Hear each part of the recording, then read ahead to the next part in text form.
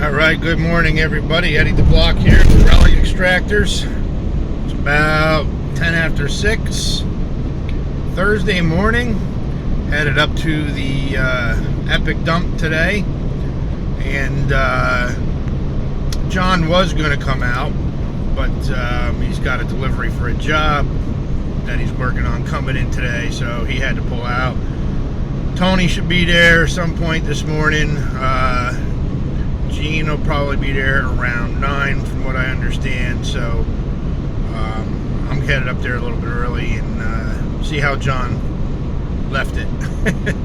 He hit the hole one day late last week, and he pulled a couple things out, but I told him to leave me open. So we had some pretty heavy rains yesterday and early this morning.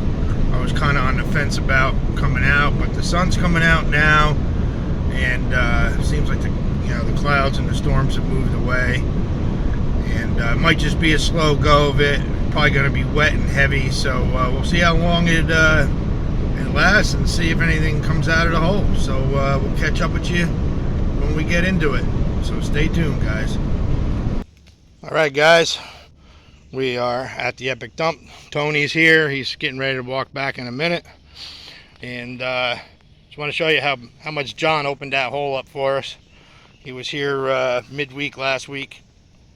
And got lots of room now to swing a shovel and down there inside the hole. And basically took out that other step too. So we got a lot of room to get around in there and clean it out a little bit, and we'll see what comes out. So stay tuned. Hopefully we got a good day coming here. All right, guys, we'll get back at you. It's humid and it is a little wet, not real bad, but it's heavy enough that I gotta watch what I'm doing. About chipping away too high, or I'm gonna get buried here. A couple things, bunch of broken stuff. This, I have no idea what this would have been with that hole in the bottom. Maybe a big old piggy bank or something, who knows. Broken soda, piece of like spongeware, pottery, broken whiskey. No embossing, but this is a T-top, and T-tops are hard to come by. It's a ketchup or a sauce with a T-top on it.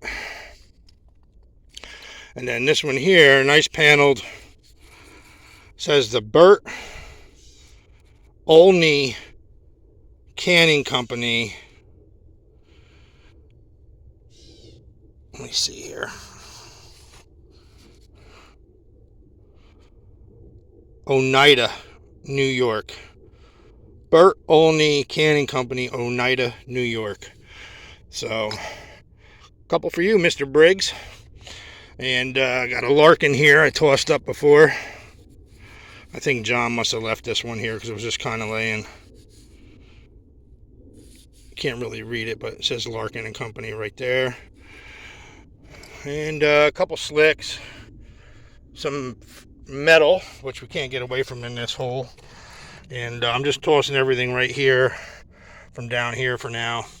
I hate double digging, but that's all I got to work with. My rear end is dirty and wet already. I forgot my pad that I sit on, which probably really wouldn't have made a difference at all today. But let me see if I can show you this bottle I got sticking out right now. I don't know if you guys will be able to see it, but the top and the neck is right down there. Give me 1 second. I really don't want to get this phone too dirty, but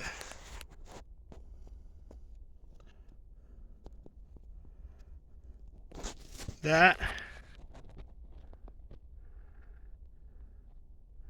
is the top. Right there. Sticking out. Cannot make out what it is yet. It's wedged in there really good.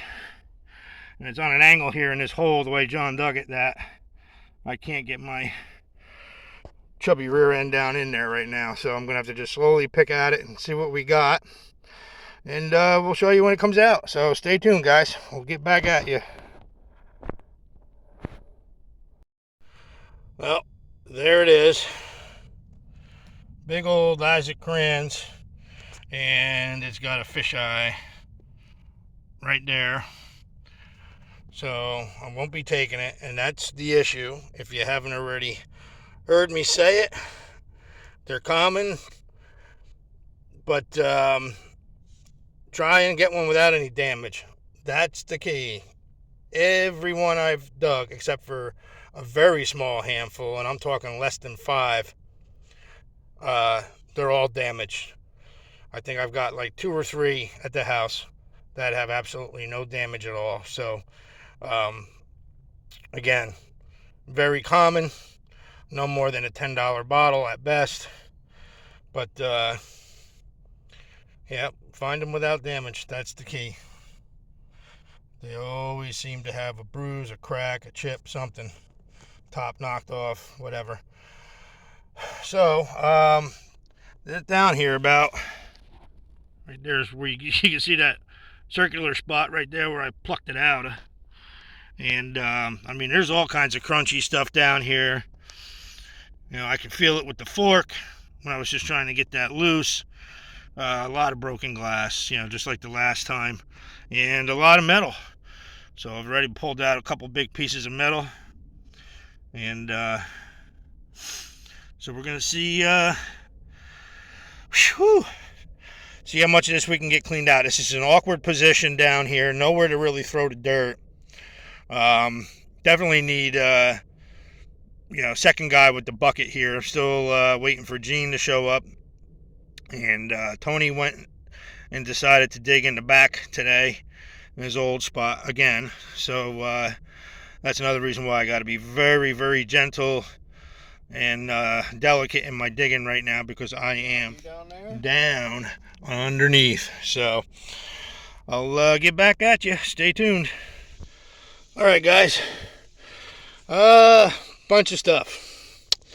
Nothing really worth keeping. Maybe that John Coleman beer right there. This would have been sweet. We got a broken chamber pot there. I just had a little glitch in my video. Hopefully that comes out all right. No biggie though. Broken chamber pot, piece of marble, another broken crock, big old Platts chloride basin boss. It's got a big nasty crack in it. Another Curtis Brothers ketchup there. And I just noticed this little bugger. I can probably fix it. Little scratch jug. Check it out. Top knocked off and the handle's off. But I think I can fix that. And I do. This is redware too. And I do have the terracotta colored milliput. And then it would just be a matter of putting like a brown glaze on it. And you can see where the handle's broken off right there. And the spout. So that's a neat little find. Like I said, I can fix that little bugger up. And I'll probably take the John Coleman's. Yeah, I just had a drop on me, so I'm by myself. Gene and Tony are digging the back, so, but there is a ton of glass in here. And you can see the bottle right there, and it's all crunchy. There's some stuff right here. So it goes on an angle. This is how you can see the depth of the dump here, where everything was pushed over and like down a hill until they got it all leveled off. So, you know, it goes from about 8 foot here down to 12, 13 foot here. And as you go further that way, it's probably going to get deeper. Like I said, the deepest part I've dug in this dump was 16 foot. So who knows, you know, where it'll end up here when we get to it. But this whole chunk right here, you see the sandy stuff right here, just came out of out of the ceiling on me. So, about 15-20 minutes ago. But I had a nice sized brick hit me in the back. So I'll be feeling that later. So I'm just going to stay in this level. I'm not going to try and dig this all back out right now. It's not worth me getting hurt or buried alive. So I'm going to stay up a little bit higher, see what I can pull out of this angled layer right here, back up to here, because you can see it's all in here too. There's all glass, pottery, and stuff like that. This is like kind of like where Gene left off at the depth that he left off. So yeah, I mean, this whole thing would have to get knocked off here and then cleaned out. It's tons of work.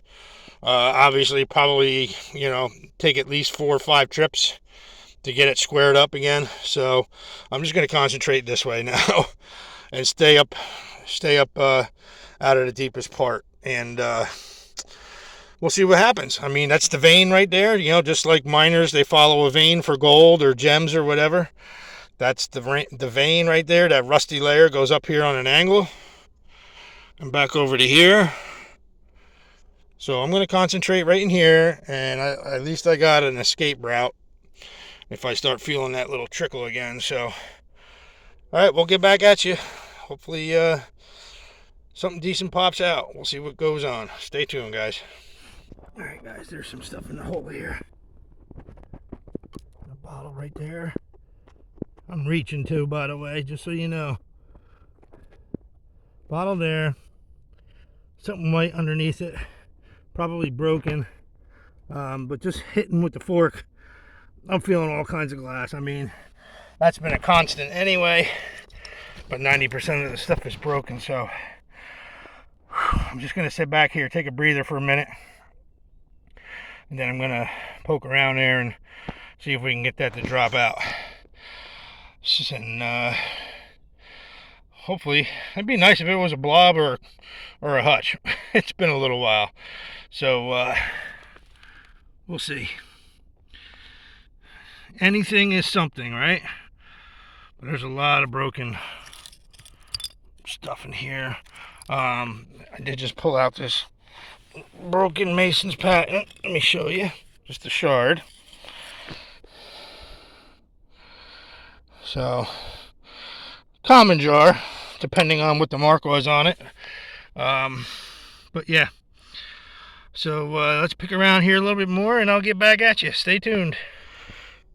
All right, guys, I just pulled this little sucker out with the shovel, getting ready to toss it up behind me. The bottom did come out of it, but it's threaded. So maybe once it dries out, it might tighten back up a little bit. I did find the base right there. I have no clue what it is. It's got a threaded top on the outside, and then it's internal threaded here on the base. Maybe some type of little shaker. I have no clue. I can't really tell what it's made out of. I know it's not stoneware. I don't know if it's bone or maybe Bakelite. I have no idea. I can't really tell. But yeah, that's a unique little thing right there. Never seen one of these before. So anybody knows what it is, drop it in the comments. So, getting back up in there, I'm going to slowly start working my way up. I can't really get back any further, not without compromising myself. So, it is what it is. And, like I said, I'm going to stick to this vein here and chop this all out as I go, and throw it up over here behind me. All right, we'll get back at you. Stay tuned. All right, guys, I'm up and out.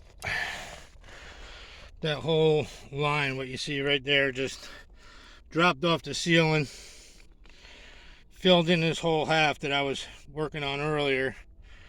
You can barely see the dark line back there. So that's gonna be it for the day, unfortunately. I think it's from all the rain too. It's just too compromised. So I'm not gonna push my luck. I'm gonna stop right there while I'm able to stand and talk. Real quick though, you get another amber fruit jar, well, food jar, albuminized food jar. SKs listed in the red book, 25 bucks on the average. They come in 4 or 5 sizes that I've dug personally. And broken amber Orange County. Who knows if it was a blob or a crown? More than likely a crown. 2 complete single finger teacups or coffee cups. And got the little scratch jug in there that I'm going to take, even though the top and the handle's off it. And then I have the crier of the day. This is more than likely an Ellenville Stoneware, the pecking chicken, cobalt, crock. So that's a crier. Cry, cry, cry, cry, cry. My heart sank when I saw what it was. So, nice shard though, for someone who collects the shards. And I mean, that piece itself displays nicely. So I may try and, cut that off to just keep the pecking chicken anyway.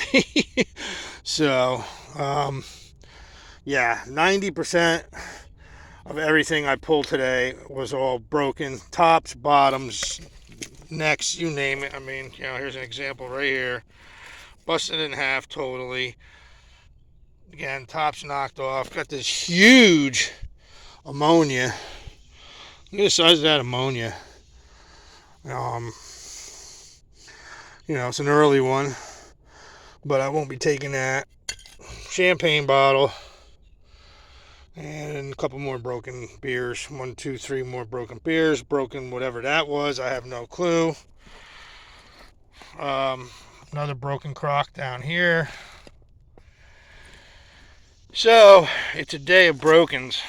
And outside of a couple little keepers from earlier on here. I'll take the Coleman's, the Larkin, that weird looking ketchup that I've never heard of, and then the T-top ketchup here, and the little scratch jug. And that, like I said, I'm going to take that shard with me, I think. And that's about it. So, yeah. I'm going to pack up. I'm going to head out, and we'll see you guys on the next round. Have a good one.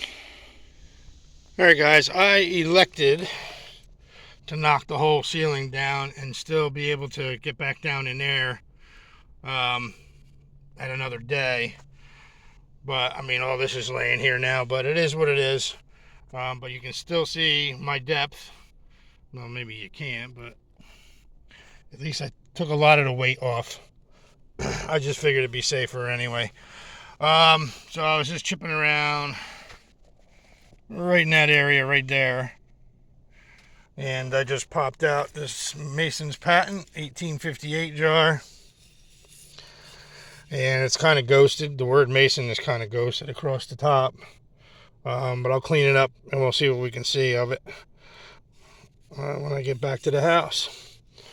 So at least I'm not walking away totally empty-handed. Like I said, I do have a couple things here. Pabst beer, those oddball ketchups and stuff like that.